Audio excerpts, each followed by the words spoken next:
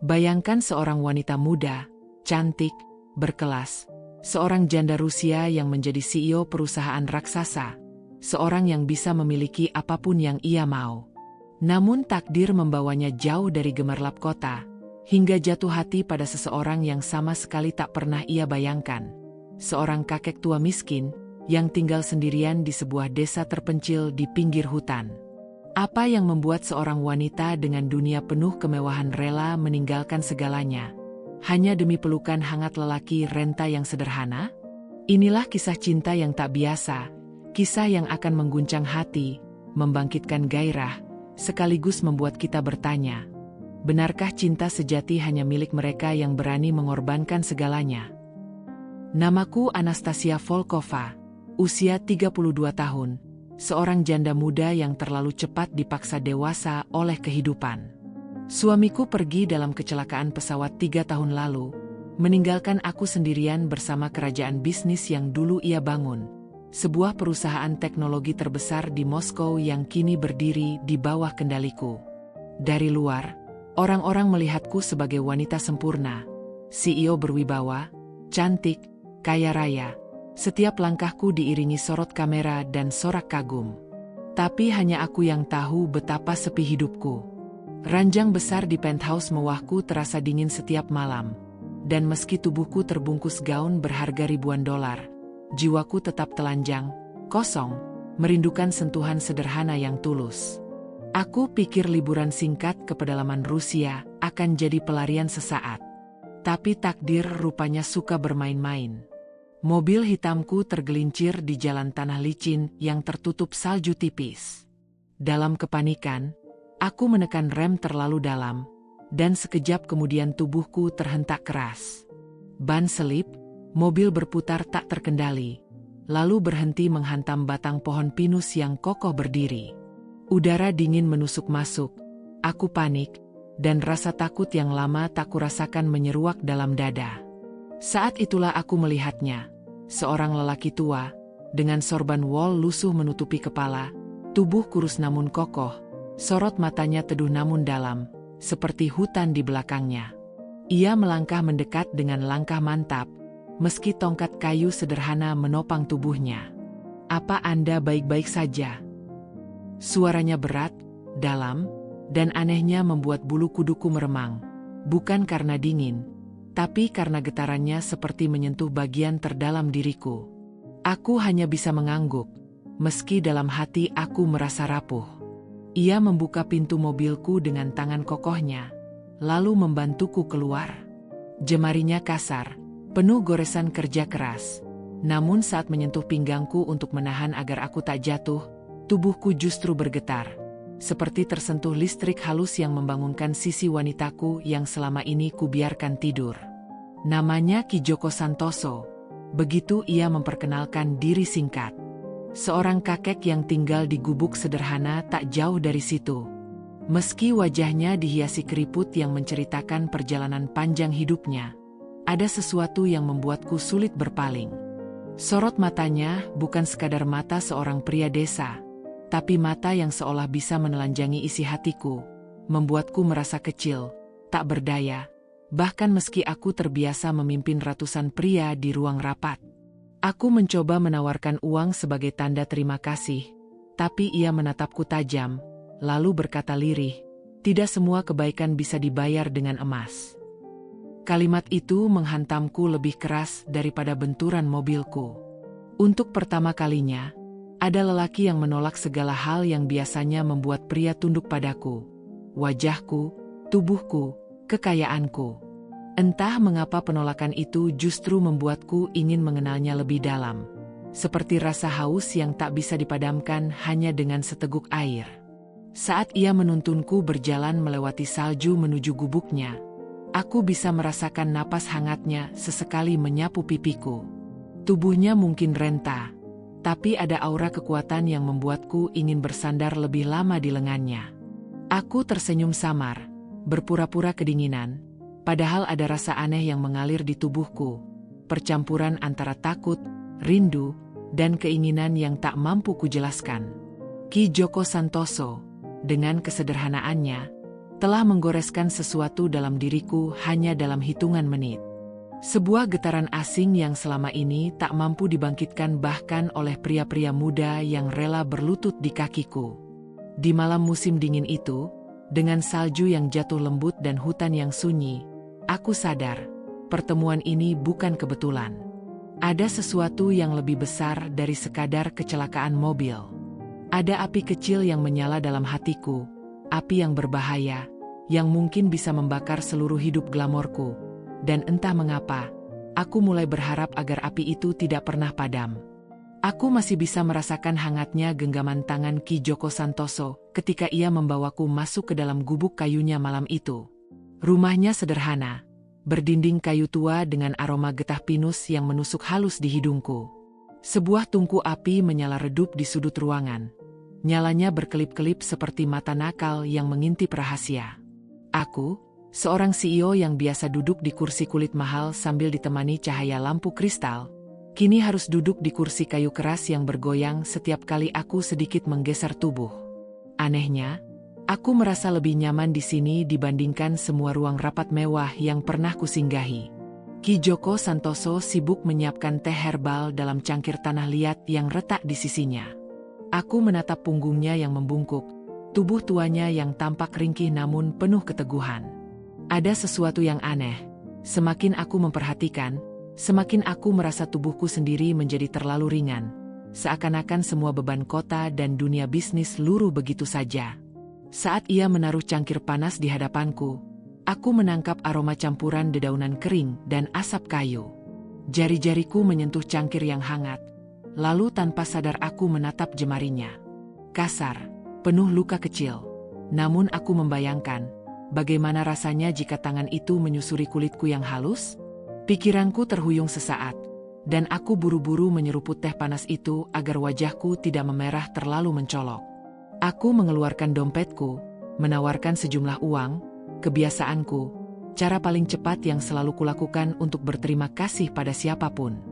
Tapi Ki Joko Santoso hanya menggeleng. Tatapannya menusuk seperti mata elang yang jernih. Tidak semua kebaikan bisa dibayar dengan uang, katanya pelan, namun nadanya tegas, seperti pisau tajam yang mengiris pelan namun dalam. Aku tercekat. Tidak ada pria yang berani menolakku sebelumnya. Biasanya, cukup dengan seulas senyum atau kilatan kartu kreditku, mereka sudah luluh, rela berlutut. Tapi kakek tua ini berbeda. Ia berdiri tegak di hadapan kemewahan, dan aku merasa seakan-akan justru akulah yang sedang diuji. Aku hanya ingin berterima kasih, bisikku. Suaraku terdengar lebih rendah, lebih dalam, seolah tubuhku tahu bagaimana caranya merayu tanpa harus terang-terangan. Ki Joko Santoso menatapku cukup lama, hingga aku merasa jantungku berdentum lebih cepat. Sorot matanya bukan sorot pria muda yang penuh hasrat, tapi ada ketegasan yang membuatku merasa telanjang. Seperti semua lapisan gaun, perhiasan, dan gengsi meleleh tak berguna di hadapannya. Di luar, salju turun semakin lebat, mengetuk atap kayu dengan irama yang menghipnotis. Di dalam ruangan, keheningan menari di antara kami. Aku merasakan hawa panas dari tungku, tapi tubuhku merasakan panas lain. Panas yang tak ada hubungannya dengan api. Setiap kali Ki Joko Santoso bergerak, aku mencuri pandang. Wajahnya tua, penuh garis kehidupan, tapi ada keteduhan yang membuatku ingin berlama-lama tenggelam di sana. Dan saat ia tanpa sengaja menyentuh tanganku ketika mengambil cangkir, tubuhku kembali bergetar. Tuhan, betapa berbahayanya sentuhan kecil itu. Seolah ada arus listrik yang mengalir dari ujung jemari, menjalar ke dada, lalu lebih dalam lagi, tempat yang sudah lama tak pernah terusik. Aku menarik napas panjang, mencoba menenangkan diri. Kau benar-benar tidak menginginkan apapun dariku? Tanyaku, setengah ragu, setengah berharap ia akan menjawab sebaliknya. Ia menatapku sebentar, kemudian tersenyum samar. Aku hanya ingin kau selamat. Jawaban sederhana itu membuatku nyaris meledak. Bagaimana mungkin pria ini begitu tahan terhadap segala yang kupancarkan? Ia seakan menutup semua jalan godaan yang biasanya dengan mudah membuat pria lain tergelincir. Namun justru itulah yang membuatku semakin penasaran. Semakin ia menolak, Semakin aku ingin tahu apa yang bisa membuatnya akhirnya menyerah. Aku, Anastasia Volkova, wanita yang tak pernah gagal mendapatkan apa yang kuinginkan, kini merasakan sesuatu yang baru, sebuah rasa syukur sekaligus ketertarikan yang mendebarkan. Aku bersyukur ia menolongku, tapi lebih dari itu, aku bersyukur karena pertemuan ini membuatku merasakan denyut kehidupan yang selama ini mati dalam diriku. Malam itu, saat aku berbaring di dipan kayu yang ia sediakan, dengan selimut wol tua yang kasar mengusap kulitku, aku menatap langit-langit gubuk sederhana itu. Tubuhku lelah, namun pikiranku menolak tidur. Aku bisa mendengar langkah kakinya di ruang sebelah, suara kayu yang retak dalam tungku, dan sesekali batuk kecilnya. Anehnya, suara-suara itu justru membuatku merasa aman, dan diam-diam aku mulai membayangkan bagaimana rasanya jika suatu saat aku bisa benar-benar berada dalam dekapannya, bukan sekadar sebagai tamu yang diselamatkan, melainkan sebagai wanita yang menyerahkan seluruh dirinya. Aku tersenyum samar, lalu menutup mata. Untuk pertama kalinya setelah sekian lama, aku tidak takut pada kesepian. Malam itu, aku tahu, benih kecil telah tumbuh dalam hatiku, benih rasa yang berbahaya, tapi juga manis. Dan aku rela merawatnya, meski harus kehilangan segalanya. Pagi itu, aku terbangun bukan oleh dering telepon bisnis, bukan oleh notifikasi email yang biasanya membombardirku sejak subuh, melainkan oleh suara ayam jantan dan aroma kayu terbakar dari tungku Ki Joko Santoso. Selimut wol kasar yang membungkus tubuhku masih menyisakan jejak hangat, meski sedikit gatal di kulitku yang terbiasa dengan linen mahal impor Italia. Aku tersenyum tipis. Rasanya asing sekaligus menggetarkan. Betapa jauh dunia yang sedang kuinjak sekarang dengan dunia yang kutinggalkan di Moskow. Di sana, aku adalah Anastasia Volkova, CEO disegani, wanita yang diperhitungkan. Setiap gerak langkahku bernilai miliaran rubel. Tapi di sini, aku hanyalah seorang wanita asing, duduk di kursi kayu reot sambil menyesap teh herbal dari cangkir retak, menatap seorang kakek miskin yang tampak lebih berkuasa atas hatiku daripada semua direksi yang pernah kuhadapi. Aku memperhatikan Ki Joko Santoso dari balik uap teh yang mengepul. Ia sedang menebas kayu di halaman, tubuhnya yang tua bergerak perlahan namun teratur. Setiap ayunan kapaknya penuh tenaga, membuat otot-otot lengannya menegang di balik jaket tebalnya. Ada sesuatu yang begitu maskulin dalam kesederhanaannya. Aku terbiasa melihat pria berjas rapi, wangi parfum mahal, berbicara dengan angka-angka di ruang rapat. Tapi tidak satu pun dari mereka pernah membuatku menahan napas hanya karena sekadar melihat caranya mengayunkan kapak. Aku tersenyum nakal pada diriku sendiri. Aneh sekali, betapa tubuh renta itu justru memicu imajinasi liar dalam kepalaku. Aku membayangkan, seandainya ia bisa begitu tegas menebas kayu, bagaimana rasanya jika kekuatan itu diarahkan untuk menahanku, menundukkanku, membuatku benar-benar merasa kecil di pelukannya? Aku menggeleng pelan, berusaha menghapus pikiran itu. Namun semakin kutahan, semakin kuat bayangan itu menari-nari. Aku menyesap tehku, membiarkan panasnya meluncur di tenggorokan, seolah mencoba menenangkan gejolak lain yang lebih panas di dalam diriku. Kontras itu begitu nyata, dunia mewahku di kota, dengan lift berlapis kaca dan lampu-lampu neon, kini tergantikan oleh aroma tanah basah, suara burung hutan, dan lantai kayu yang berderit setiap kali aku melangkah. Di kota, aku dihormati karena kekuasaan dan kekayaanku. Di sini, aku merasa tak lebih dari seorang gadis biasa yang harus belajar cara menyalakan api tanpa pemantik. Dan anehnya, aku menyukainya. Rasa tidak berdaya itu justru membuatku merasa lebih hidup. Siang harinya, aku ikut Ki Joko Santoso berjalan ke desa kecil. Jalannya panjang, melewati salju yang tebal, membuat kakiku gemetar. Aku, yang terbiasa dengan sepatu hak tinggi berlapis kulit, kini harus berjuang dengan sepatu boot pinjaman yang kebesaran. Sesekali aku tergelincir, dan Ki Joko Santoso sigap memegang lenganku. Sentuhan tangannya kasar, namun menyalurkan kehangatan yang tak bisa dijelaskan. Aku berpura-pura terhuyung lebih lama dari seharusnya, agar genggamannya bertahan sedikit lebih lama. Setiap kali kulit kami bersentuhan, jantungku berdentum lebih cepat, seolah tubuhku mengingat sesuatu yang sudah lama hilang. Orang-orang desa menatapku heran. Sebagian tersenyum sopan, sebagian lain berbisik. Aku tahu, bagi mereka aku adalah makhluk asing. Gaunku terlalu bagus, wajahku terlalu terawat, cara bicaraku terlalu berbeda. Tapi Ki Joko Santoso berjalan di sampingku dengan tenang. Seakan-akan ia ingin berkata, "Jangan pedulikan mereka, kau aman bersamaku." Aku merasa seperti seorang ratu yang tiba-tiba kehilangan mahkotanya, namun menemukan sesuatu yang lebih berharga. Seorang pengawal yang tak bisa dibeli oleh apapun. Malamnya, aku duduk di depan tungku sambil menatap api yang menari-nari. Ki Joko Santoso duduk tak jauh dariku, memperbaiki jaring ikan tua. Suasana begitu hening, hanya suara kayu yang meletup dan desir angin di luar. Aku ingin berbicara, ingin mengatakan betapa aku kagum dengan kehidupannya, tapi kata-kata terasa hambar. Jadi aku hanya menatapnya, membiarkan mataku berbicara. Dan aku yakin, ia merasakan tatapan itu, karena tangannya sempat berhenti sejenak, lalu ia menegakkan tubuhnya, tanpa menoleh, hanya menarik napas dalam-dalam. Aku tahu, ada sesuatu di antara kami. Sebuah jarak yang jelas. Aku dari dunia gemerlap, dia dari dunia sederhana. Tapi jarak itu justru menjadi jembatan aneh yang menegangkan. Aku, yang terbiasa memiliki segalanya, kini merasa lapar akan sesuatu yang tak bisa kubeli. Dan setiap kali aku menatap Ki Joko Santoso, lapar itu semakin menjadi-jadi.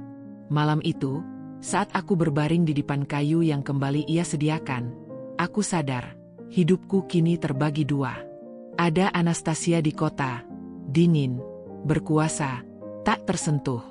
Dan ada Anastasia di desa, rapuh, penuh hasrat, siap menyerahkan segalanya pada seorang pria yang bahkan tidak punya apa-apa. Perbedaan dunia kami tidak membuatku menjauh. Justru, kontras itulah yang membuatku semakin ingin tenggelam. Aku menarik selimut hingga menutup dada, lalu menutup mata. Tapi bukan tidur yang datang, melainkan bayangan Ki Joko Santoso, tangannya, tatapannya, bahkan cara ia menolak uangku. Bayangan itu begitu kuat, begitu nyata, hingga aku hampir bisa merasakannya menyusup ke dalam mimpiku. Dan aku tahu, perbedaan dunia ini hanyalah awal dari sebuah cerita yang jauh lebih berbahaya. Hari-hari berikutnya membuka mataku pada dunia yang sama sekali berbeda dari yang pernah kukenal. Desa kecil itu, tersembunyi di pelukan hutan pinus dan dikelilingi kabut pagi, terasa seperti dunia lain, jauh dari keramaian kota, jauh dari gemerlap lampu, jauh dari intrik bisnis yang biasanya membuat darahku mendidih. Di sini, segalanya lebih lambat, lebih sederhana, namun justru lebih menggetarkan. Setiap kali aku melangkah keluar dari gubuk Ki Joko Santoso, anak-anak desa menyapaku dengan tawa riang, sementara para wanita menatapku dengan rasa ingin tahu yang tak pernah benar-benar mereka sembunyikan. Mereka sopan, tapi aku bisa merasakan bisikan di balik tatapan itu. Apa yang dilakukan wanita cantik, berpakaian mewah, di tempat miskin seperti ini? Aku seharusnya merasa asing, tapi kehangatan mereka membuatku justru semakin betah. Mereka menyapaku dengan roti hangat, dengan cerita-cerita sederhana tentang musim panen dan hujan yang datang terlambat. Aku, yang terbiasa mendengar laporan laba rugi dan grafik saham, kini duduk di kursi kayu, mendengarkan keluhan tentang sapi yang tidak mau makan atau ladang yang terlalu becek. Anehnya, aku menikmatinya. Mungkin karena di balik kesederhanaan itu ada sesuatu yang tulus, sesuatu yang selama ini hilang dari hidupku. Tapi di balik semua keramahan itu, hanya ada satu sosok yang tetap dingin, Ki Joko Santoso. Ia tidak pernah memandangku lebih lama dari beberapa detik, seakan takut matanya akan mengkhianati perasaan yang mungkin ada di dalam dirinya.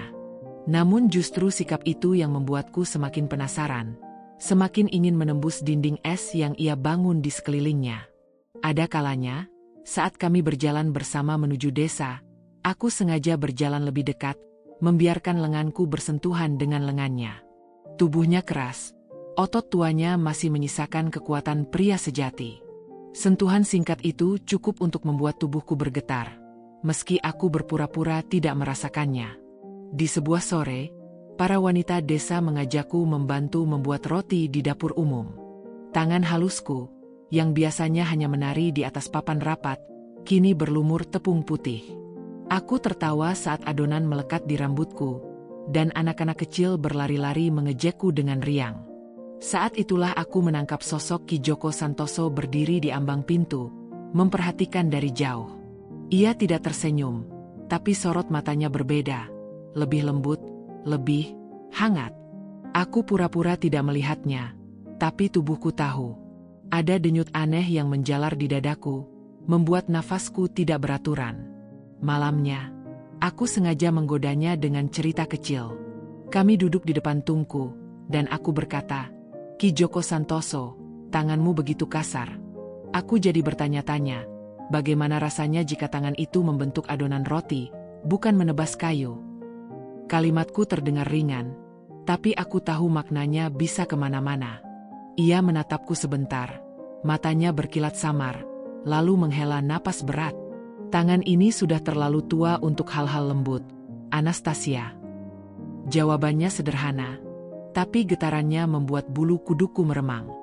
Aku hanya tersenyum samar, membiarkan keheningan menggoda kami lebih jauh daripada kata-kata.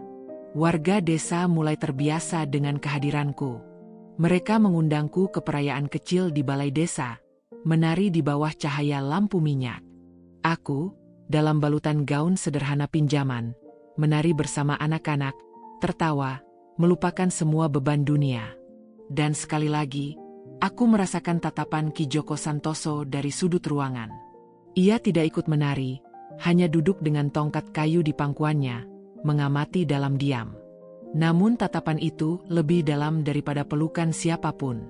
Aku merasa dipeluk dari jauh, seakan tubuhku menempel pada tubuhnya meski jarak kami puluhan langkah.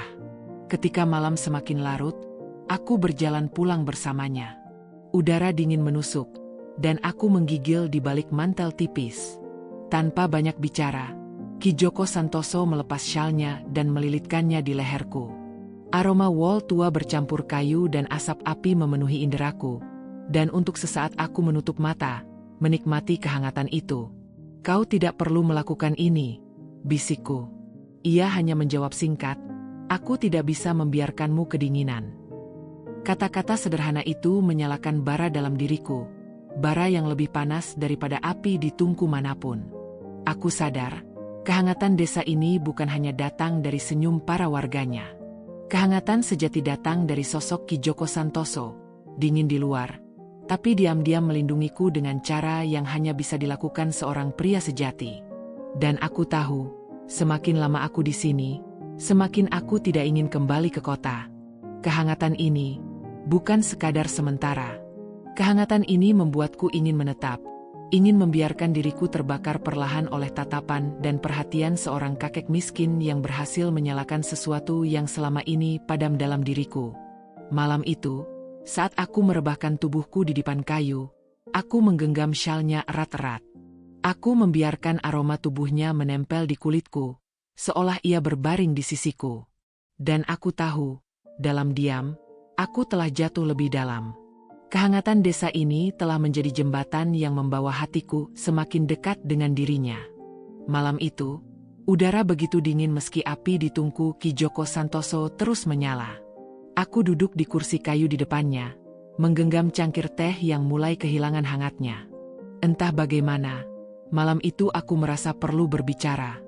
Mungkin karena suasana begitu hening, atau mungkin karena tatapan Ki Djoko Santoso yang tenang membuatku ingin membuka bagian hatiku yang selama ini kututup rapat. Seumur hidup, aku terbiasa menyembunyikan kelemahan. Di kota, kelemahan adalah racun, bisa membunuh karir, bisa meruntuhkan citra. Tapi di sini, di hadapan seorang kakek miskin yang bahkan menolak uangku, aku justru merasa aman untuk telanjang. Bukan telanjang tubuh, tapi telanjang jiwa. "Ki Djoko Santoso," bisikku pelan, suaraku bergetar. Ia mengangkat wajahnya, menatapku dengan sorot mata yang begitu jernih, seakan siap menampung apapun yang ingin kucurahkan. Aku menelan ludah, lalu melanjutkan, "Aku sudah lama sendiri. Suamiku meninggal 3 tahun lalu. Pesawat yang ditumpanginya jatuh, dan aku bahkan tidak bisa melihat jasadnya. Yang tersisa hanya berita duka dan sebuah nama yang tertera di batu nisan kosong. Suara itu akhirnya pecah. Aku menutup wajah dengan telapak tangan, berusaha menahan air mata, tapi sia-sia. Bahuku bergetar, dan untuk pertama kalinya setelah sekian lama, aku menangis bukan di kamar hotel mewah atau di balik pintu kaca rapat, melainkan di sebuah gubuk kayu sederhana, di hadapan seorang pria yang sama sekali bukan siapa-siapa. Ki Joko Santoso tidak berkata apa-apa. Ia hanya mendekat, langkahnya pelan, lalu duduk di kursi di sampingku. Tangan tuanya menyentuh pundakku dengan lembut. Sebuah sentuhan yang begitu sederhana namun justru membuat tangisku semakin pecah. Tangannya kasar, penuh bekas luka kehidupan. Tapi di balik kekasaran itu ada kehangatan yang menembus hingga ke dasar hatiku. Aku menoleh, menatap wajahnya yang dipenuhi garis-garis usia. Wajah itu bukan wajah pria muda yang penuh gairah, tapi justru keteduhan yang kutemukan di sana membuatku merasa diinginkan. Aku mencoba melupakan, tapi setiap malam aku tetap sendiri. Kataku lirih, nyaris seperti pengakuan dosa. Ranjangku besar, tapi dingin. Hatiku kosong. Semua pria yang mendekat hanya melihat uangku, bukan aku. Dan aku lelah. Ki Joko Santoso sangat lelah. Ia menarik napas panjang, lalu menggeleng perlahan. Kehilangan tidak pernah mudah, Anastasia. Tapi kau terlalu muda untuk menua bersama kesepian. Suaranya berat, serak, tapi justru di sanalah daya tariknya. Aku menatap bibirnya yang tipis, lalu dengan bodohnya membayangkan bagaimana rasanya jika kata-kata itu diucapkan lebih dekat. Begitu dekat hingga napas kami bertemu. Aku memalingkan wajah, malu pada pikiranku sendiri. Tapi tubuhku berkata lain.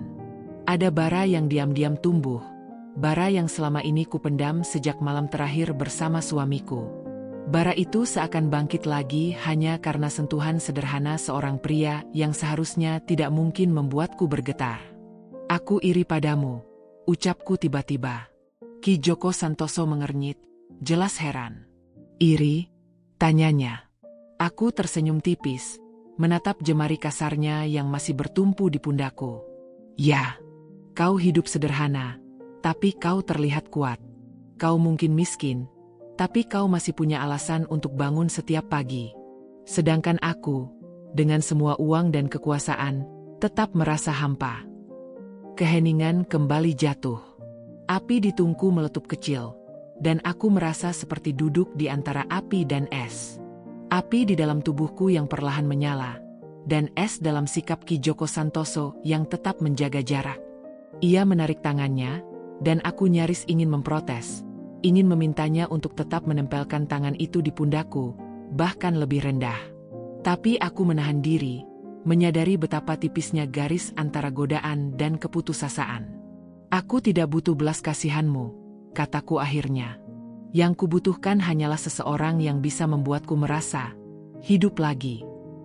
Kata-kata itu menggantung di udara, berat, penuh makna ganda. Mataku menatap matanya, dan untuk sesaat aku yakin ia merasakan hal yang sama. Ada getaran aneh di sana, sesuatu yang tak bisa ia sembunyikan meski mulutnya tetap terkatup rapat. Malam itu, aku tidur dengan hati yang berbeda. Aku telah membuka luka lama yang kubiarkan membusuk dalam diam. Dan meski Ki Joko Santoso tidak menjawab dengan pelukan atau ciuman, aku tahu, ada sesuatu yang berubah. Aku bisa merasakannya dari tatapan terakhirnya sebelum ia memadamkan lampu minyak. Tatapan seorang pria yang mulai mengizinkan dirinya peduli pada wanita yang seharusnya tak pernah singgah di hidupnya. Hari-hari berikutnya mengajarkanku sesuatu yang tak pernah kutemukan di balik gedung kaca Moskow. Arti dari kesederhanaan. Aku, Anastasia Volkova, seorang wanita yang terbiasa memimpin rapat dengan layar penuh angka-angka dan keputusan bernilai miliaran, kini harus belajar menimba air dari sumur tua bersama seorang kakek desa. Suara kerekan kayu yang berderit, tetesan air yang memercik mengenai kulitku, dan tawa kecil Ki Joko Santoso setiap kali aku hampir kehilangan keseimbangan, menjadi musik baru yang mengisi ruang hatiku. Musik yang tidak bisa dibeli dengan orkestra mahal di teater kota. Pagi itu, Aku mencoba membantu Ki Joko Santoso di ladang kecil di belakang gubuknya. Tangan halusku yang terbiasa dengan pena Mont Blanc kini memegang cangkul. Tanah basah melekat di bawah kukuku. Keringat menetes di pelipisku meski udara masih dingin. Aku merasa kikuk. Tubuhku membungkuk dengan cara yang jelas-jelas mengundang tawa. Dan benar saja, Ki Joko Santoso berdiri tak jauh dariku, menyandarkan tubuhnya pada tongkat, menatapku dengan senyum tipis yang sulit kutafsir. Ada semacam kenikmatan aneh dalam caranya mengamatiku, seperti ia sedang menikmati pemandangan yang tak pernah ia bayangkan akan hadir di hidupnya. Kalau kau terus seperti itu, tanahnya bukan jadi gembur, tapi makin keras, katanya sambil terkekeh. Aku mendengus, lalu meliriknya dengan mata menyipit nakal. Mungkin aku memang butuh kau yang mengajarku cara memegangnya dengan benar. Jawabku, sengaja memberi tekanan pada kata memegangnya. Ia terdiam sejenak, lalu menggeleng pelan sambil tersenyum miring. Aku tahu ia mengerti makna gandaku, dan justru itulah yang membuat darahku berdesir. Siang harinya, aku mencoba memasak di dapur kayu Ki Joko Santoso. Kompor tungku berasap, kayu menyala tidak rata, dan aku berkali-kali hampir tersedak asap. Aku terbiasa dengan dapur modern, dengan koki pribadi yang tahu bagaimana mengatur segalanya. Tapi kali ini, aku sendiri, berjuang dengan panci besi tua dan sendok kayu. Ki Joko Santoso duduk di kursi dekat pintu, mengawasiku dalam diam. Aku pura-pura kesal, tapi sesungguhnya aku menikmatinya. Ada sesuatu dalam tatapannya, sebuah rasa kagum bercampur geli, yang membuatku merasa cantik, meski rambutku berantakan, wajahku belepotan tepung, dan tubuhku bau asap kayu. Ketika akhirnya sup sederhana itu matang, aku menaruhnya di meja kayu. Cobalah, kataku, mendorong mangkuk ke arahnya. Ia menatapku sebentar, lalu mengambil sendok. Saat ia menyeruput, aku menahan napas. Matanya terpejam sesaat, lalu terbuka kembali dengan kilatan geli. Asinnya kebanyakan, katanya datar. Aku pura-pura merengut, lalu mendekat. Mungkin memang terlalu asin, tapi bukankah hidup akan hambar kalau tanpa rasa? Aku berbisik begitu dekat hingga aku bisa merasakan kehangatan napasnya di wajahku. Ia menatapku lama, sebelum akhirnya meletakkan sendok dan menjauhkan mangkuk. Kau, berbahaya, Anastasia, katanya lirih. Aku hanya tersenyum samar, puas karena berhasil membuatnya goyah, meski hanya sedikit. Hari-hari sederhana itu membuatku semakin larut. Aku belajar berjalan ke hutan bersamanya, memungut ranting, membawa keranjang buah liar. Aku mendengar tawanya ketika aku menjerit kecil karena lumpur menempel di sepatuku. Dan aku juga merasakan kehangatan tubuhnya saat ia membantuku melintasi batang pohon tumbang. Tangannya yang kasar menahan pinggangku, membuat jantungku berdetak lebih cepat daripada saat aku menandatangani kontrak terbesar sekalipun.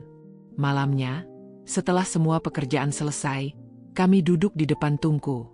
Api menari-nari, menciptakan bayangan di wajahnya. Aku menatap keriput di sekitar matanya. Setiap garis seakan bercerita tentang masa lalu yang keras. Dan aku sadar, aku mulai jatuh cinta bukan pada tubuh mudanya, karena tubuh itu sudah lama meninggalkan masa kejayaan, tetapi pada keteguhan, pada kesederhanaan, pada ketulusan yang terpancar dari setiap geraknya.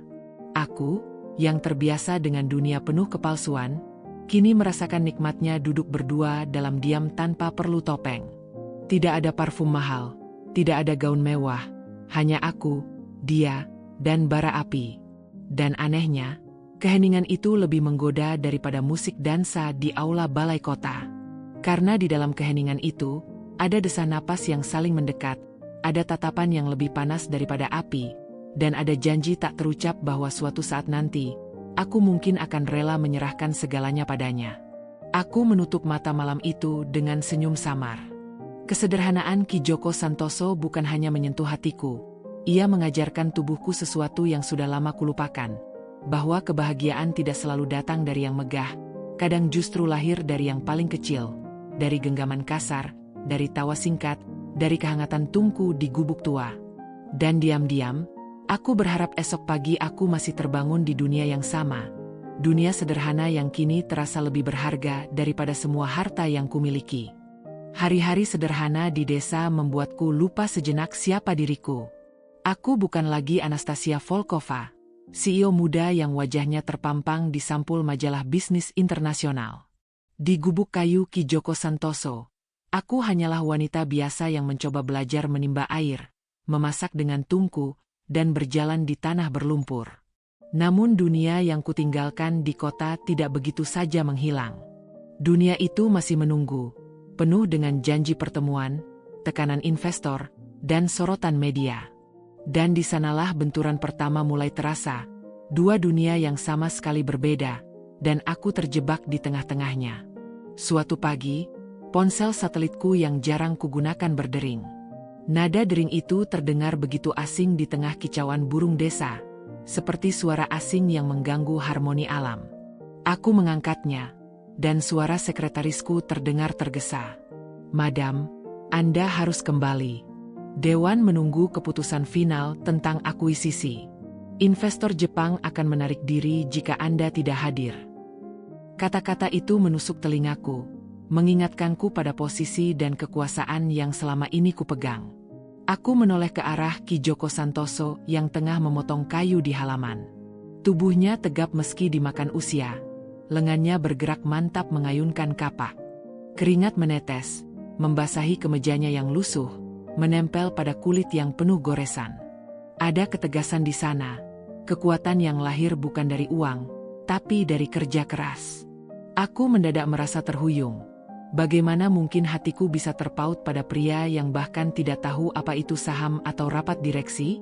Saat aku menutup telepon, ia menatapku, matanya penuh tanya. "Kau harus kembali, bukan?" Suaranya berat, tanpa intonasi. Aku mengangguk pelan. "Ya, mungkin hanya sebentar."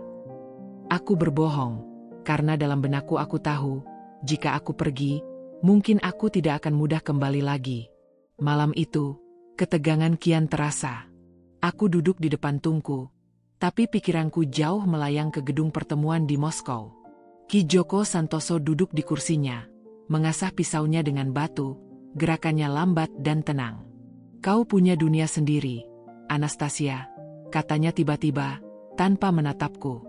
Aku tidak bisa ikut masuk ke dalamnya. Kata-kata itu menusukku lebih dalam daripada kritik dewan komisaris manapun. Aku menoleh, menatap wajahnya yang diterangi cahaya api. "Dan kau pikir aku bisa kembali ke duniamu dengan mudah?" Suaraku meninggi, emosiku meluap. Aku terbiasa dengan hotel bintang 5, dengan gaun rancangan Paris, dengan perhiasan berlian. Lalu sekarang aku harus tidur di ranjang kayu dan makan sup yang terlalu asin. Tapi anehnya, disinilah aku merasa hidup. Ia akhirnya menatapku. Tatapan itu tajam, menusuk, seperti hendak menembus lapisan terdalam dari hatiku. "Hidup." Ia tersenyum sinis, sesuatu yang jarang kulihat dari dirinya. "Kau hanya berkunjung, Anastasia. Kau menikmati desa ini seperti kau menikmati liburan eksotis. Tapi pada akhirnya, kau akan pulang ke duniamu. Dan aku akan tetap di sini, dengan tanah, dengan kayu, dengan kesunyian. Kau dan aku, kita terlalu jauh." Aku terdiam, tubuhku panas oleh amarah sekaligus keinginan untuk membuktikan bahwa ia salah. Aku bangkit berdiri, mendekat ke arahnya, hingga jarak kami hanya tinggal sejengkal. "Jauh?" bisikku, nadaku bergetar namun penuh tantangan. "Kau tidak merasakan betapa dekatnya aku sekarang." Nafasku menyapu wajahnya, dan aku melihat kerongkongannya bergerak menelan ludah. Tangannya yang menggenggam pisau sedikit bergetar, sebelum ia meletakkannya di meja. Untuk sesaat, aku ingin meraih wajahnya, ingin menunjukkan bahwa jarak di antara kami bisa hilang hanya dengan sebuah ciuman. Tapi Ki Joko Santoso berdiri, mundur beberapa langkah.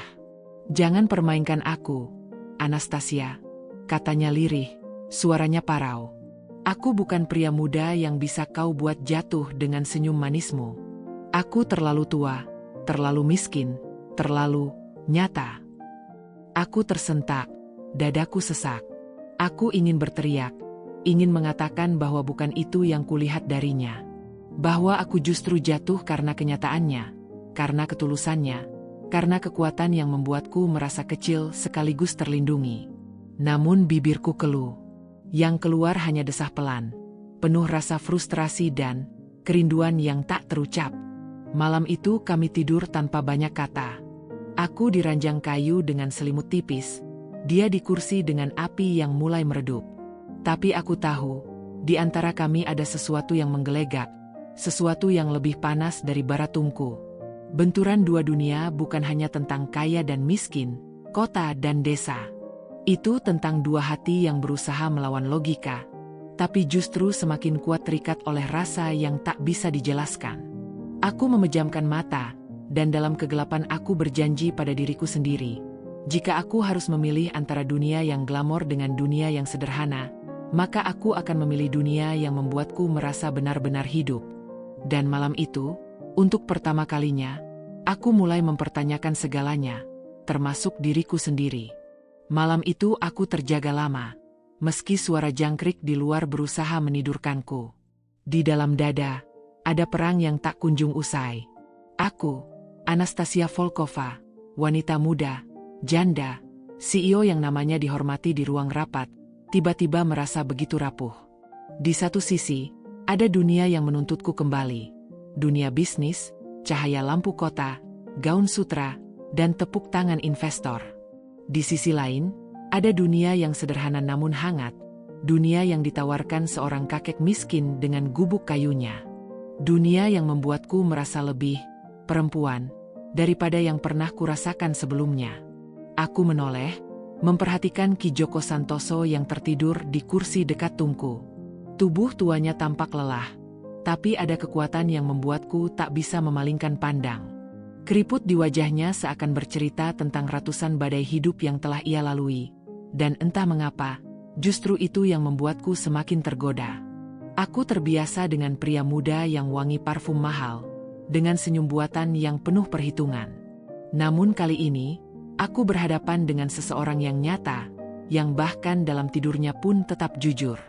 Hati kecilku berbisik, "Tidakkah kau menginginkannya, Anastasia?" Bukan sekadar tubuhnya, meski aku harus jujur, ada sesuatu dalam cara tangannya yang kasar menahan pinggangku di hutan kemarin. Sesuatu yang membuat darahku mengalir lebih cepat dari biasanya. Tapi lebih dari itu, aku merindukan ketenangan yang ia bawa. Tatapannya yang sederhana mampu menggoyahkan benteng yang kubangun selama bertahun-tahun. Namun bayangan kota terus menghantuiku. Aku teringat suara telepon yang memanggilku, wajah dewan komisaris yang menunggu keputusanku, angka-angka yang bergerak di layar saham. Semua itu adalah bagian dari diriku. Meninggalkannya berarti mengkhianati perjalanan panjang yang kubangun dengan keringat dan air mata. Tapi, apa arti semua itu jika akhirnya aku pulang ke penthouse kosong, makan malam sendirian, dan tidur dengan hati dingin? Aku berdiri pelan, mendekat ke arahnya. Nafasku tercekat saat kulihat bibirnya yang sedikit terbuka dalam tidur.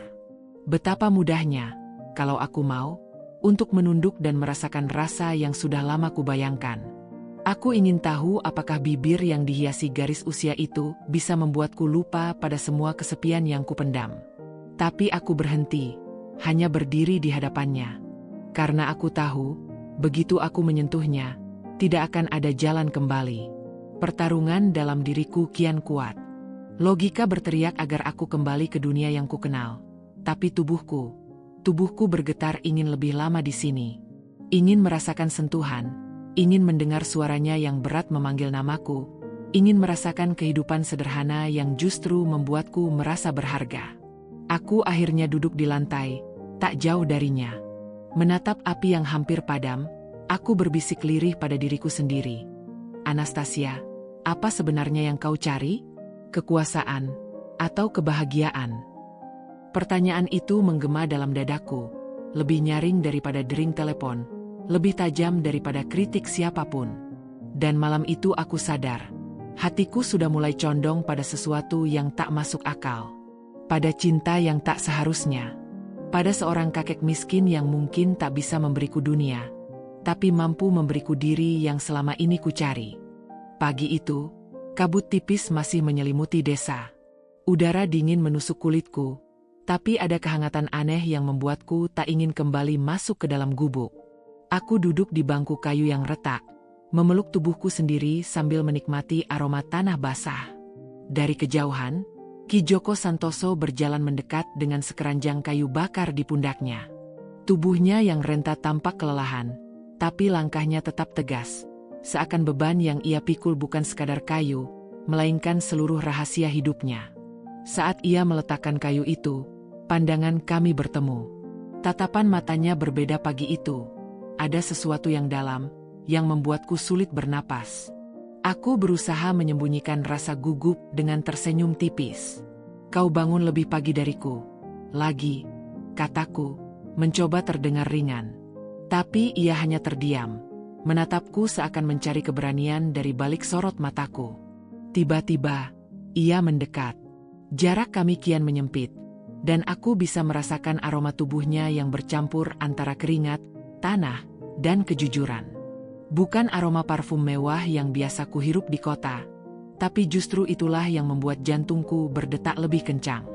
Ki Joko Santoso duduk di sampingku. Tangannya kasar namun bergetar saat menyentuh permukaan bangku di antara kami. Untuk sesaat, aku bisa merasakan hawa tubuhnya menempel, membuatku harus menahan napas agar tidak kehilangan kendali. Aku sudah mencoba menahan ini. Suaranya serak, seperti keluar dari kedalaman yang lama terpendam. Aku tahu, aku seharusnya tidak merasa begini padamu. Kau muda, cantik, berasal dari dunia yang tidak pernah bisa kugapai. Sedangkan aku, hanya lelaki tua yang hidup dari sisa-sisa kekuatan. Ia berhenti sejenak, menelan ludah, lalu menatapku lurus dengan keberanian yang memabukkan. Tapi Anastasia, aku tidak bisa lagi berpura-pura. Setiap kali kau tersenyum, rasanya seperti ada sesuatu yang membakar sisa-sisa dingin dalam tubuhku. Setiap kali kau menatapku, aku lupa bahwa aku ini hanya seorang kakek miskin. Aku terdiam, tubuhku seakan beku. Kata-katanya sederhana, namun justru karena itulah ia terasa begitu murni. Tak ada permainan kata, tak ada bumbu rayuan. Hanya kejujuran yang telanjang, yang membuatku merasa telanjang juga. Bibirku bergetar. Aku ingin menjawab, tapi suaraku terkunci oleh emosi yang menyesak. Ia menarik napas panjang, suaranya semakin rendah, seolah ia sendiri takut dengan kekuatan perasaannya. Aku mencintaimu, Anastasia, dengan cara yang tidak pernah kupikir bisa kurasakan lagi di usia ini. Dan jika itu salah, biarlah aku salah selamanya. Kata mencintaimu itu menghantamku bagai petir. Tubuhku bergetar, bukan karena takut, melainkan karena kerinduan yang akhirnya menemukan namanya. Aku ingin menjauh agar bisa berpikir jernih, tapi sekaligus ingin tenggelam lebih dalam di dalamnya. Tatapannya menahanku, tatapan seorang pria yang tidak punya apa-apa selain kejujuran. Perlahan, aku mengulurkan tanganku. Jemariku menyentuh punggung tangannya yang kasar, hangat, penuh gurat kerja keras. Sentuhan itu sederhana, namun lebih menggairahkan daripada genggaman tangan siapapun sebelumnya. Ki Joko Santoso, bisikku, suaraku nyaris hilang. Kau tidak tahu betapa kata-kata itu bisa membuatku merasa hidup kembali. Ia terdiam, matanya bergetar. Sesaat aku melihat bayangan lelaki muda di dalam dirinya, lelaki yang mungkin dulu pernah mencintai dengan begitu berani. Dan kini, ia menyalurkan seluruh sisa keberaniannya padaku. Di pagi yang dingin itu, di bangku kayu yang rapuh, dua dunia yang tak pernah seharusnya bertemu akhirnya menyatu dalam satu pengakuan. Tidak ada cincin, tidak ada janji manis, hanya ada kata-kata yang jujur dan sentuhan yang mengguncang jiwa. Dan aku tahu, hidupku tidak akan pernah sama lagi setelahnya. Malam itu, api di tungku kayu meredup, menyisakan cahaya oranye yang menari-nari di dinding gubuk. Hening menyelimuti ruangan, hanya terdengar detak jam tua dan deru napas yang tak beraturan di antara kami. Aku, Anastasia, duduk bersila di lantai kayu, menatap bara api yang hampir padam. Ki Joko Santoso duduk tak jauh dariku, tubuhnya yang renta dibalut bayangan, namun sorot matanya, oh, Sorot itu menyala lebih terang dari nyala api manapun. Ada jarak tipis yang terasa seperti jurang di antara kami. Jurang yang seharusnya tidak boleh kami lewati. Usia, status, dunia yang berbeda. Namun malam itu, aku bisa merasakan dinding-dinding itu retak. Aku tahu, bila salah satu dari kami bergerak, semuanya akan berubah. Dan anehnya, aku menginginkannya berubah. Ki Joko Santoso, panggilku lirih, nyaris seperti bisikan. Ia menoleh, dan dalam sorot matanya aku melihat pertarungan yang sama. Keinginan yang ia coba sembunyikan, melawan logika yang memaksanya menjauh. Aku mendekat perlahan. Tubuhku menegang, namun ada getaran hangat yang mendorongku untuk berani. Jarak kami kini hanya sejengkal. Aku bisa merasakan aroma tubuhnya, campuran kayu, asap, dan sesuatu yang tak bisa kujelaskan. Sesuatu yang menenangkan namun juga membakar. Tanganku, tanpa sadar, bergerak menyentuh jemarinya yang kasar. Sentuhan itu sederhana, tapi percikan yang timbul membuatku terengah pelan. Ki Joko Santoso menunduk, memandang tangan kami yang bertaut, lalu mengangkat wajahnya menatapku. Tidak ada kata, hanya tatapan yang berbicara. Apakah kau benar-benar menginginkan ini? Aku tidak menjawab dengan suara. Aku hanya mendekat, semakin dekat, hingga bibirku hampir menyentuh pipinya yang hangat. Ia terkejut, tubuhnya menegang, tapi tidak menolak. Justru sebaliknya, aku merasakan tarikan halus, seakan ia sudah terlalu lama menahan diri. Dan akhirnya, saat bibirku menyentuh kulitnya, waktu berhenti. Itu bukan ciuman penuh, hanya sentuhan ringan di pipi yang keriput, tapi anehnya, tubuhku gemetar hebat. Ada rasa yang sulit digambarkan, campuran manis, getir, dan rindu yang selama ini kupendam. Ki Joko Santoso menghela napas panjang, berat, seolah semua beban hidupnya jatuh bersama hembusan itu. Tangannya perlahan menyentuh wajahku, kasar namun hangat, membuatku menutup mata dan tenggelam dalam sensasi yang tak pernah kubayangkan dari seorang lelaki seusianya. Ia mendekat, bibirnya menyusul ke arahku, namun berhenti sejenak di depan wajahku. Aku takut, bisiknya. Aku tersenyum samar, membuka mata, menatapnya dengan penuh keberanian. Kalau begitu, takutlah bersamaku. Dan pada detik berikutnya, jarak itu hilang. Bibir kami akhirnya bertemu, lembut, gugup, namun penuh kerinduan yang lama terkubur. Tidak ada kemewahan, tidak ada permainan. Hanya kejujuran dua hati yang saling menemukan dalam sunyi malam. Ciuman itu sederhana, tapi cukup untuk membuatku merasa seluruh tubuhku terbakar. Setiap gerakan kecil bibirnya, setiap getaran napasnya, membuatku merasa seperti perempuan seutuhnya. Tidak ada CEO, tidak ada janda, tidak ada kakek miskin. Yang ada hanyalah pria dan wanita yang terjebak dalam pusaran perasaan yang tak bisa ditolak. Malam itu, di bawah cahaya api yang sekarat, kami menuliskan awal baru. Bukan awal yang dijanjikan dengan kemewahan, melainkan dengan sentuhan pertama yang tulus, yang akan terus membekas di kulit, di hati, dan di jiwa. Malam itu, hujan turun deras, mengetuk atap gubuk tua dengan irama yang membuat hati gelisah. Api di tungku berusaha melawan dingin yang menembus dari luar, namun suasana di dalam justru semakin terasa berat. Aku duduk di kursi kayu dengan segelas teh panas di tangan, sementara Ki Joko Santoso berjalan mondar-mandir, wajahnya gelap, seolah ada sesuatu yang membebani pikirannya.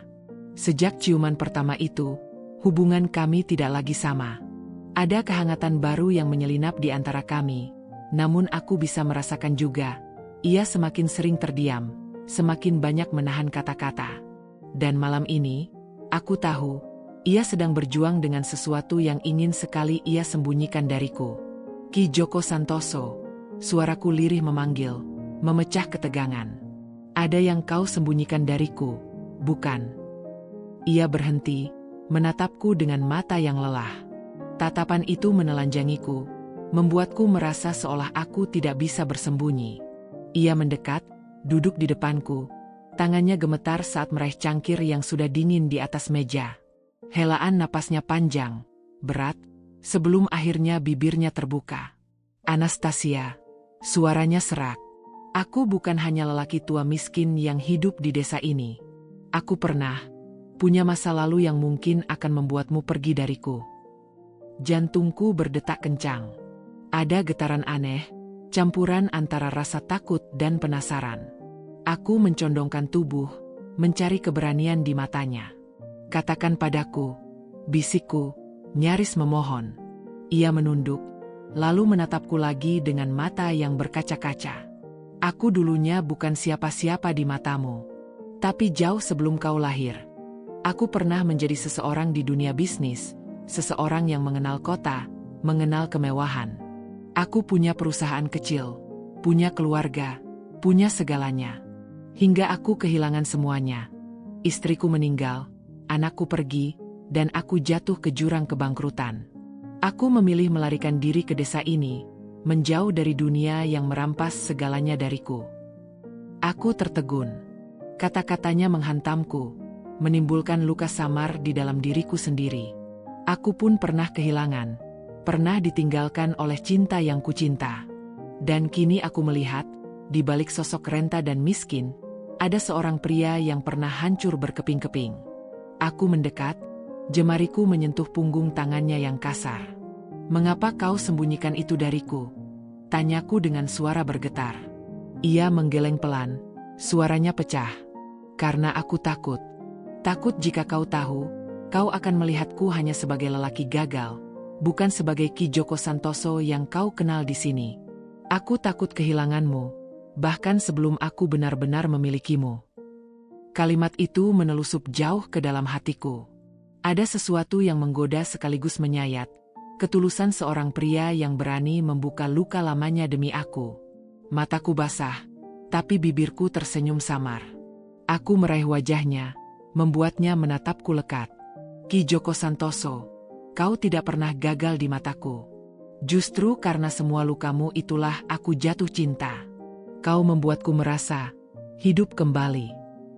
Ia terdiam, lalu tangannya yang bergetar menyentuh pipiku.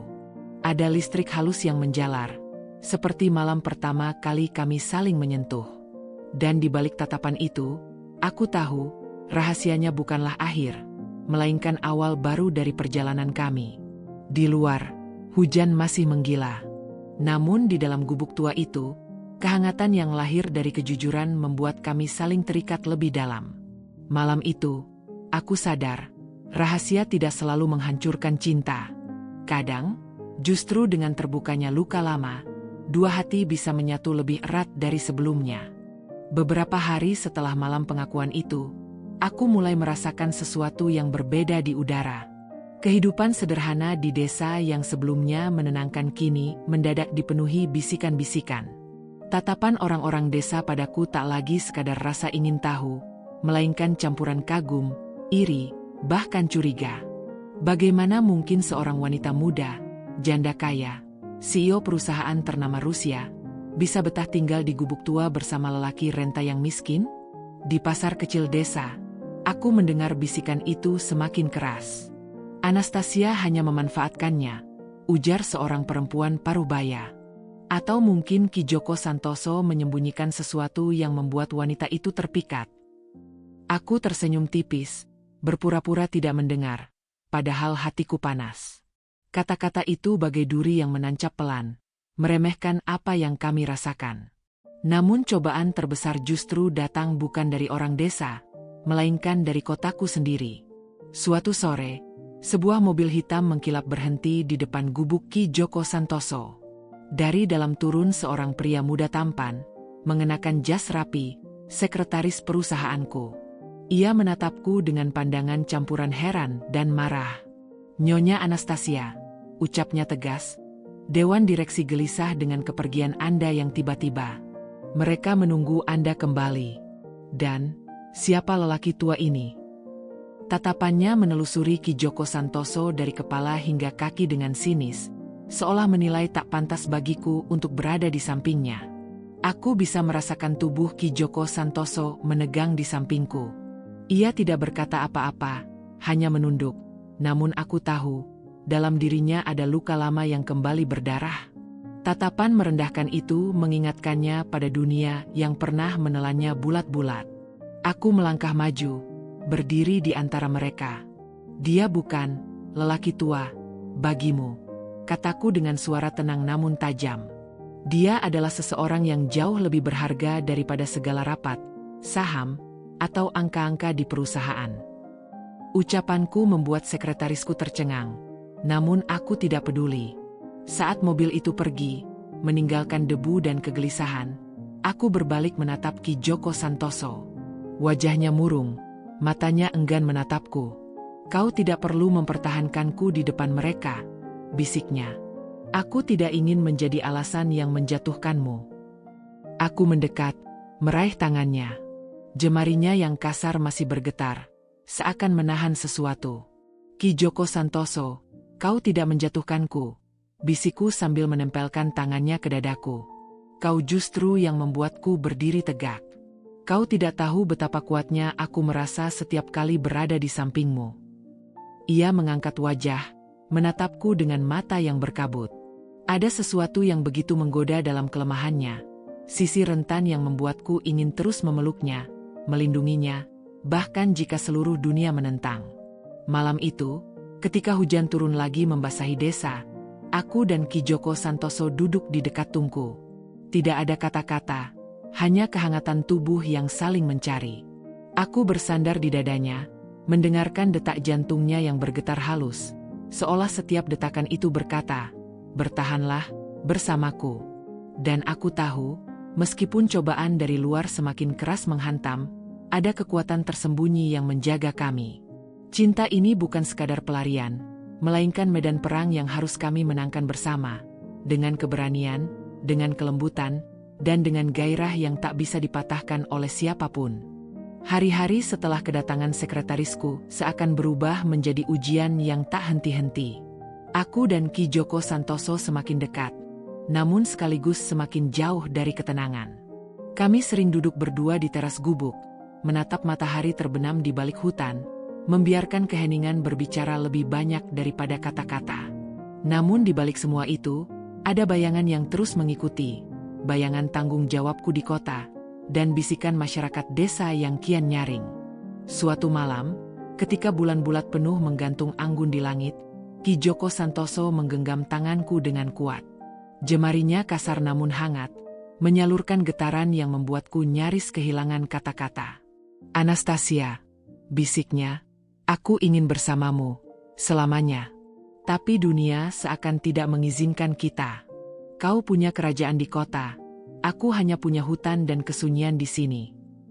Aku menatap matanya, mencoba meyakinkannya dengan senyumku.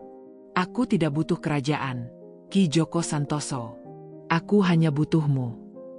Kata-kata itu meluncur dari bibirku, lembut tapi penuh gairah, seperti doa yang tak ingin diganggu. Namun ia hanya menggeleng, tatapannya syarat dengan rasa sakit. Esok harinya, surat dari Dewan Direksi sampai ke tanganku. Mereka memberiku ultimatum, kembali dalam waktu seminggu, atau aku akan kehilangan kendali atas perusahaan yang telah kubangun dengan keringat dan air mata. Surat itu seperti belati, mengoyak hatiku. Aku memandangi Ki Joko Santoso yang duduk di tepi tungku, wajahnya diterangi cahaya api. Aku tahu ia mendengar isi surat itu dari desah napasku yang berat. "Pergilah, Anastasia," ucapnya lirih, tanpa menoleh. "Jangan hancurkan hidupmu hanya karena ingin tinggal bersama lelaki tua sepertiku. Kau terlalu berharga untuk terjebak di desa ini." Aku merasakan dadaku sesak. Aku mendekat, berlutut di depannya, memaksa wajahnya menatapku. "Kau pikir aku bisa meninggalkanmu begitu saja? Kau pikir aku bisa kembali ke kota dengan hati yang kosong setelah mengenalmu?" Bibirku gemetar saat mengucapkannya, dan mataku basah. Namun Ki Joko Santoso, dengan segala kelembutan sekaligus kekerasan hatinya, hanya mengusap pipiku perlahan. Sentuhan itu terasa seperti sayatan lembut, menyakitkan sekaligus membakar. Kadang, mencintai berarti melepaskan. Aku ingin melihatmu bahagia, meskipun itu berarti kau tidak lagi di sisiku. Malam itu aku menangis di pelukannya, menciumi setiap inci wajahnya seolah ingin mengabadikannya dalam ingatan. Ada rasa menggoda dalam kepasrahan itu, seperti tubuh yang saling mencari kehangatan meski tahu esok akan berpisah. Kami tenggelam dalam keheningan yang syarat makna, membiarkan detak jantung dan hembusan napas saling berpadu menjadi bahasa cinta yang tak bisa diucapkan kata-kata. Kebahagiaan kami harus tertunda. Cinta kami masih harus diuji oleh jarak, waktu, dan keputusan yang menyakitkan. Namun di kedalaman hatiku, aku tahu, tidak ada dewan direksi, tidak ada gunjingan desa, tidak ada kekuasaan dunia yang bisa benar-benar memutuskan ikatan kami. Hanya waktu yang akan membuktikan, apakah cinta ini layak diperjuangkan sampai akhir. Pagi itu terasa dingin meski matahari mulai naik perlahan dari balik pepohonan. Kabut masih menempel di dedaunan, seolah alam pun enggan melepaskan malam. Aku berdiri di tepi jendela gubuk, menatap punggung Ki Joko Santoso yang sibuk menyalakan api tungku. Gerakan tangannya kokoh namun lambat, seakan ia menimbang sesuatu yang berat di dalam hati. Dan aku bisa merasakan, tanpa kata-kata, bahwa keputusan besar sedang ia siapkan. Anastasia, suaranya parau, memecah hening.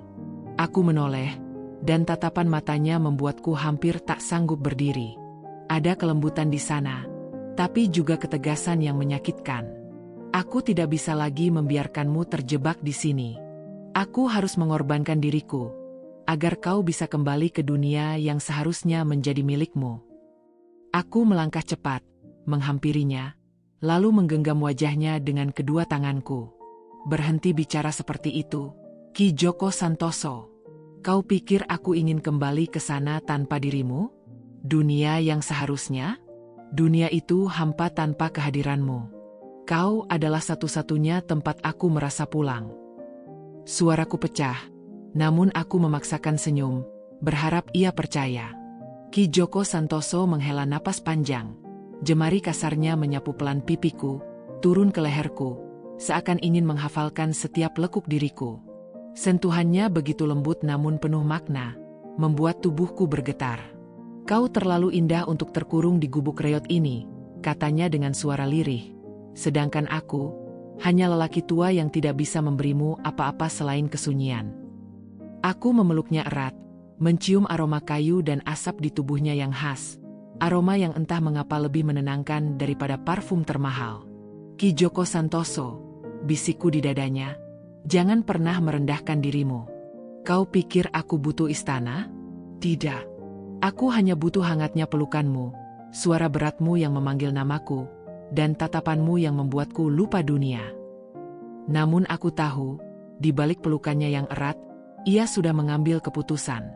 Malam itu, ketika hujan kembali turun, ia berbicara dengan nada tegas namun lembut, seperti cambuk yang dibalut sutra. Aku akan melepaskanmu, Anastasia. Kau harus kembali, setidaknya untuk mempertahankan hakmu atas perusahaan itu. Jangan biarkan cintamu padaku menghancurkan hidupmu.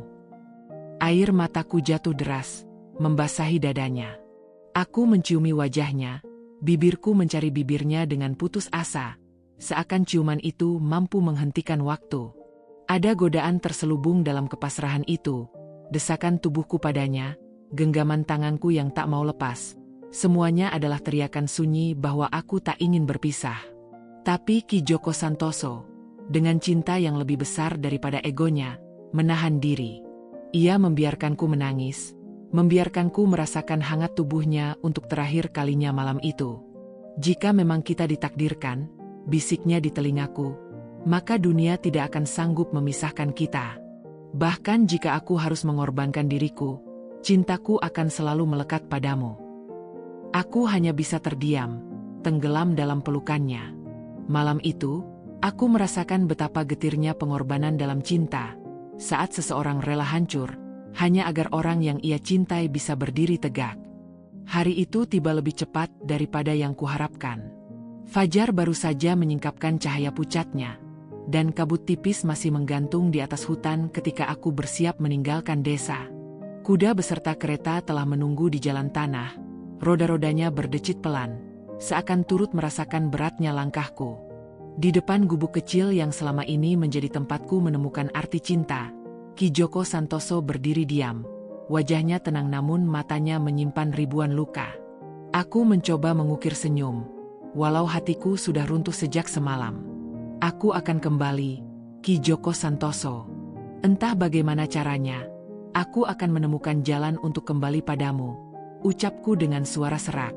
Namun di balik kata-kata itu, aku tahu ada keraguan yang menyayat.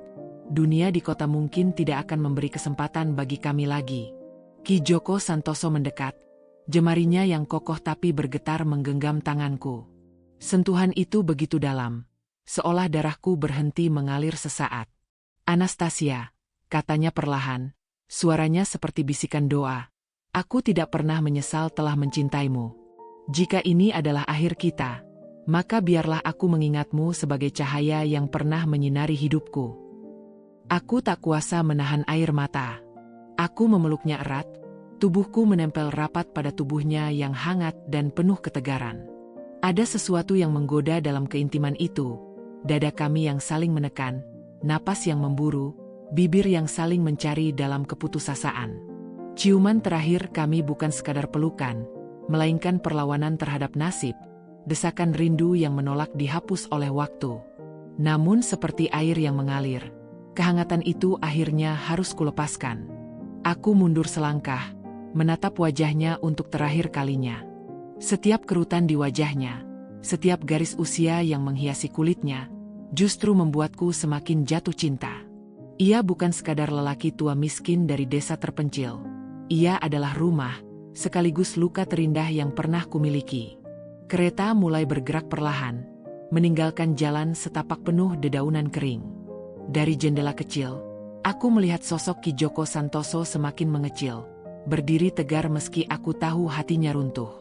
Angin masuk melalui celah kaca, membawa aroma kayu dan tanah basah yang mengingatkanku pada pelukannya. Di dalam hati, aku berbisik, cinta kita mungkin tertunda, mungkin tersembunyi, tapi tidak pernah mati. Dunia bisa memisahkan tubuh kami, namun tidak pernah bisa merenggut getaran yang telah tertanam di jiwa. Air mataku terus jatuh hingga kabut menelan desa itu dari pandangan. Dan di sanalah, aku menyadari, akhir dari kisah ini bukanlah kehancuran, melainkan janji. Janji bahwa suatu hari, entah kapan, entah bagaimana, cinta yang kami tanam di sudut terpencil dunia ini akan menemukan jalannya kembali. Akhir yang mengharukan, tapi juga awal dari harapan baru.